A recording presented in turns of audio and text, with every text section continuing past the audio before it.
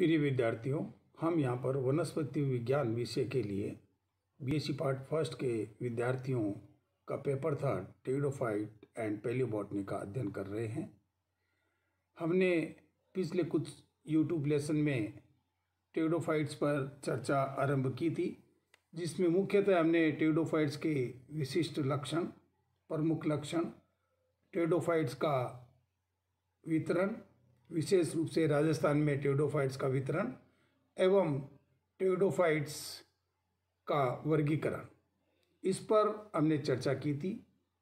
Pteridophytes के वर्गीकरण में हमने ये जाना था कि सामान्यतः टेरिडोफाइट्स में 4 विकास रेखाएं हैं, जिनके आधार पर संपूर्ण टेरिडोफाइट्स पादप को हम वर्गीकृत करते हैं। यहाँ पर जो 4 डिवीजन टेरिडोफाइट्स के वर्गीकृत किए गए हैं, उनके महत्वपूर्ण लक्षण एवं उनका फर्दर क्लासिफिकेशन आपके सिलेबस में इंक्लूड है।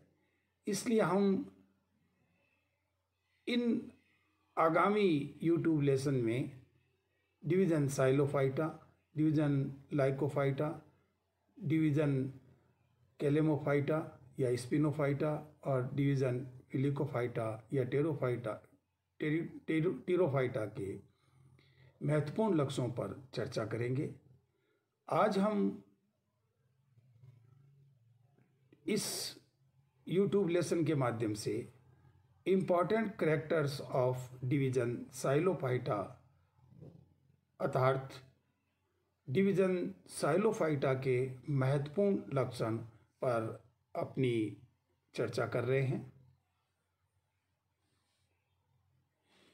सेवनी क्रिप्टोगेम्स को निम्न 4 विकास की रेखाओं में क्रमशः साइलोटॉम्स, लाइकोपोड्स, इक्विसिटम्स एंड फंस अर्थात टीरोप्सिड्स में हम विभक्त करते हैं और सेवनी क्रिप्टोगेम्स को उपयुक्त 4 समूहों में विभाजित करने पर कई वनस्पतिज्ञ, जिनमें Zimmerman, Ames, Smith, Campbell, Arnolds, Andrews आदि सम्मिलित हैं, उनका एक मत है।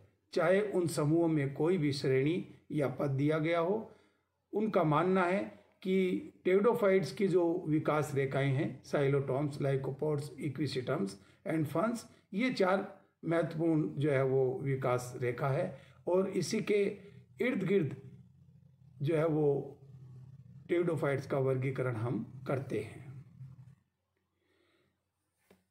डिवीजन साइलोफाइटा के महत्वपूर्ण लक्षण पर यदि हम बात करें तो हम देखते हैं कि ये सबसे प्राचीन सेवनी पादप हैं।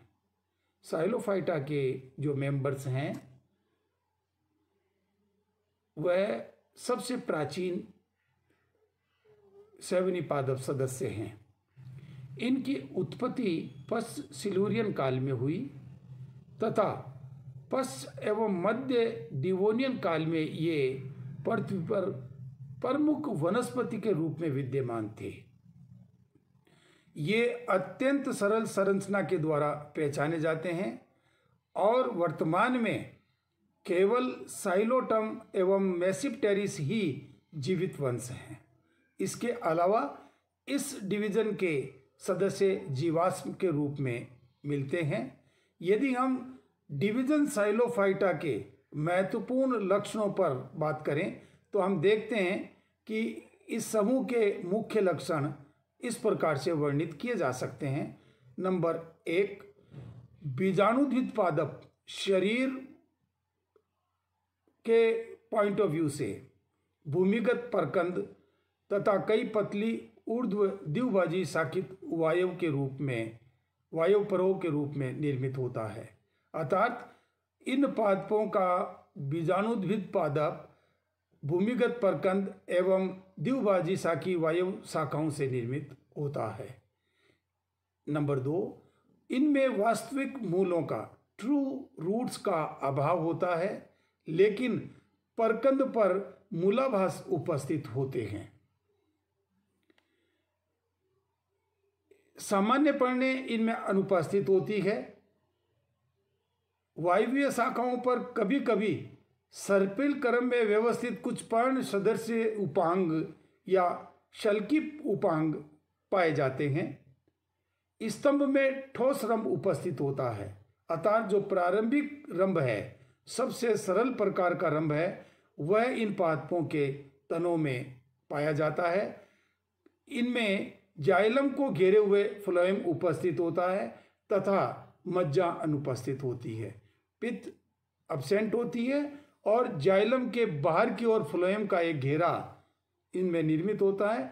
और जाइलम और फ्लोएम एलिमेंट्स की बात करें तो ये प्रारंभिक एलिमेंट्स पाए जाते हैं। आदिम जो है वो प्रकार के एलिमेंट्स इनमें मिलते हैं। नंबर 5, बीजाणुधानियाँ तने पर स्तंभिक स्थिति में उपस्थित होती हैं, अर्थात बीजाणुधानियाँ तने पर निर्मित होती हैं।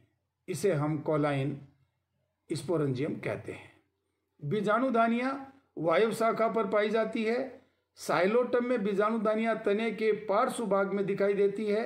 वस्तुतः ये सभी बीजाणुधानियाँ होती तो शीर्षस्थी है, लेकिन जिस शाखा पर यह स्थित होती है वह शाखा अल्प वृद्धि के कारण बहुत छोटी रह जाती है। अतः इसी कारण से बीजाणुधानियाँ पार्श्व भाग में स्थित प्रतीत होती है।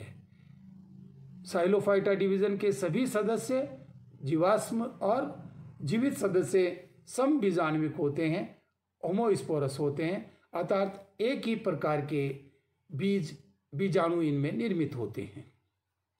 साइलोफाइटा का आगे वर्गीकरण यदि हम देखें तो इसे 2 वर्गों में विभाजित किया जाता है, साइलोफाइटोप्सिडा और साइलोटॉप्सिडा। साइलोफाइटोप्सिडा में केवल एक गण।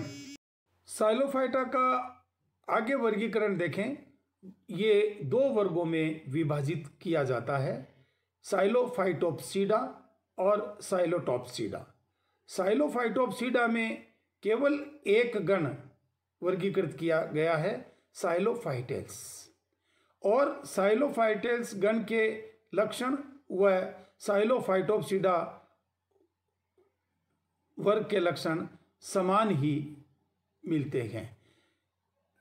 साइलोफाइटोप्सिडा या गण साइलोफाइटेल्स में केवल जीवाश्म पादप ही या सदस्य ही मिलते हैं। कहने का तात्पर्य यह है कि साइलोफाइटोप्सिडा जीवाश्मी वर्ग है। दूसरा जो वर्ग है साइलोटॉप्सिडा, साइलोटॉप्सिडा में भी केवल एक गण ही सम्मिलित किया गया है, साइलोटेल्स। और साइलोटेल्स के सभी सदस्य जीवित पादप के रूप में मिलते हैं। जैसा कि हमने देखा कि डिवीजन साइलोफाइटा का आगे वर्गीकरण हम 2 वर्गों में करते हैं, क्रमशः साइलोफाइटोप्सिडा एवं साइलोटॉप्सिडा।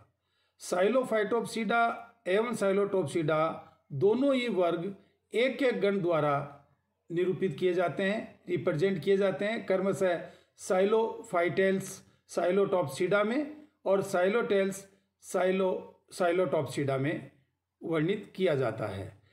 यहाँ पर इन वर्गों के व गण के लक्षण समान मिलते हैं। सबसे पहले हम साइलोटॉप्सिडा के प्रमुख लक्षण पर चर्चा करेंगे, जो कि गण साइलोफाइटेल्स के लक्षण भी होंगे। साइलोटॉप्सिडा के पादप सबसे प्राचीन पादप हैं। ये ऊपरी सिलूरियन और मध्य डिवोनियन काल में विकसित हुए तथा ऊपरी डिवोनियन काल के प्रारंभ में समाप्त हो गए या लुप्त हो गए। इस गण के या इस वर्ग के प्रमुख लक्षण इस प्रकार हैं। पादप शरीर वायव जो भूमिगत प्रकंद एवं वायव तने से बना हुआ होता है, अर्थात भूमिगत प्रकंद राइजोम एवं एरियल स्टेम या एक्सिस से निर्मित होता है। वायु शाखाएं द्विभाजी शाखित होती हैं। वास्तविक मूलों का अभाव पाया जाता है, किंतु प्रकंद पर मूलाभास उपस्थित होते हैं। तना पूर्णतया नग्न या शल्की पर्णों से युक्त होता है। 7 सिलेंडर ठोस रंभ प्रकार का होता है। बीजाणुधानियां वायव शाखाओं के शीर्ष पर एकल रूप से उपस्थित होती हैं और सभी बीजाणु एक समान प्रकार के होते हैं, अर्थात इस गण के या वर्ग के सदस्य समबीजाण्विक होते हैं। काउसेल्स ने 1983 में गण साइलोफाइटेल्स को 5 कुलों में विभाजित किया। कुल राइनिएसी, जिसके कुछ उदाहरण हैं राहिनिया, ऑर्नियोफाइटोन आदि।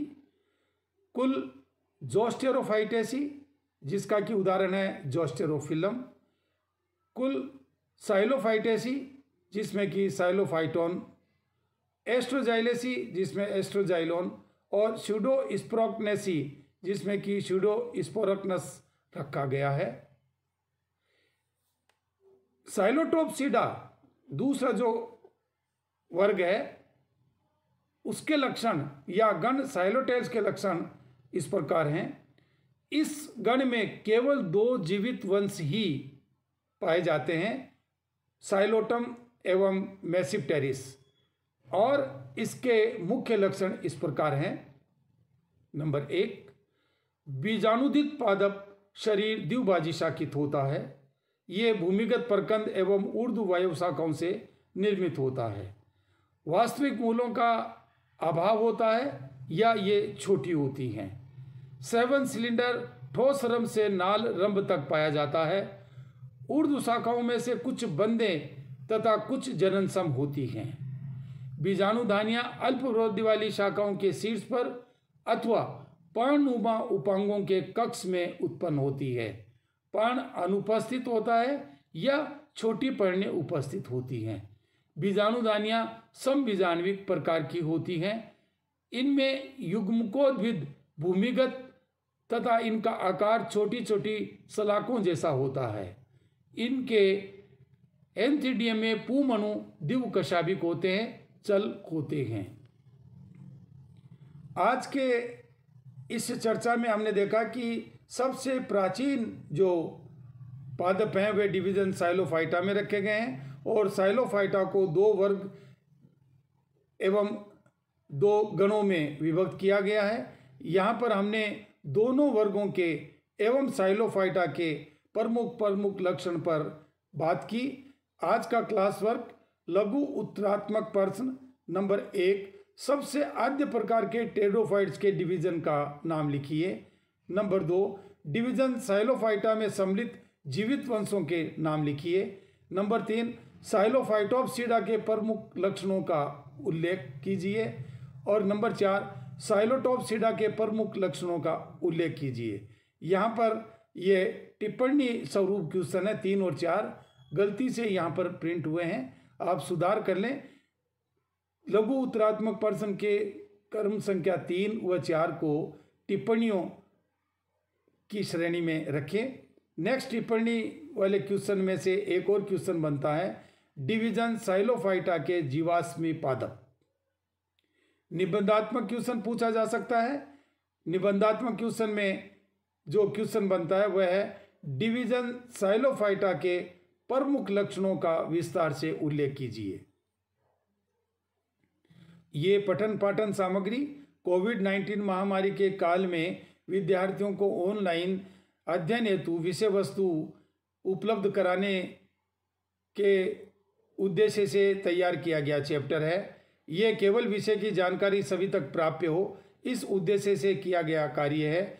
विषय वस्तु को सुगम तरीके से समझाने हेतु इसमें प्रयुक्त कुछ फोटोज व सामग्री नेट से व अन्य रेफरेंस बुक्स और बुक से लिए गए हैं। जिन महानुभावों ने ये सामग्री वनस्पति विज्ञान को अधिकाधिक प्रसारित एवं लोकप्रिय बनाने के लिए उपलब्ध कराई है, प्रस्तुतकर्ता उनके प्रति हार्दिक आभार व्यक्त करता है, उनको धन्यवाद देता है। हम इसी माध्यम से फिर मिलेंगे। धन्यवाद।